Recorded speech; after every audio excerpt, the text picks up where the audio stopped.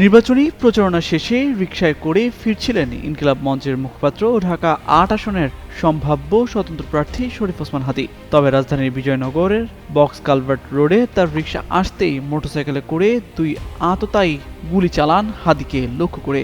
প্রায় এক সপ্তাহ মৃত্যুর সঙ্গে পাঞ্জা লড়ার পর বৃহস্পতিবার না ফেরার দেশে পাড়ি জমান এই জুলাই যোদ্ধা। তার মৃত্যুতে শোকে স্তব্ধ পুরো জাতি। দেশের গণ্ডি পেরিয়ে আন্তর্জাতিক গণমাধ্যমেও উঠে এসেছে হাদীর হত্যাকাণ্ড ইস্যু। এমন পরিস্থিতিতে ওসমান হাদীর হত্যাকাণ্ড নিয়ে গভীর উদ্বেগ জানিয়েছে আন্তর্জাতিক মানবাধিকার সংস্থা অ্যামনেস্টি ইন্টারন্যাশনাল। শুক্রবার রাতে সামাজিক যোগাযোগ মাধ্যম এক্সে দেওয়া এক বিবৃতিতে অ্যামনেস্টি ইন্টারন্যাশনাল জানায়, সহিংসতা ও হত্যাকাণ্ডের জন্য দায়ীদের ন্যায্য বিচারের আওতায় আনতে অবিলম্বে পদক্ষেপ নেওয়া প্রয়োজন। একই সঙ্গে এই হত্যাকাণ্ডের দ্রুত, স্বাধীন ও নিরপেক্ষ তদন্ত নিশ্চিত করতে অন্তর্বর্তী সরকারের প্রতি আহ্বান জানিয়েছে সংস্থাটি। এর আগে গেল ১২ ডিসেম্বর রাজধানীর পুরানা পল্টনের বক্স কালভার্ট সড়কে নির্বাচনী প্রচারণার সময় চলন্ত মোটরসাইকেল থেকে দুর্বৃত্তরা রিকশায় থাকা ওসমান হাদীকে গুলি করে।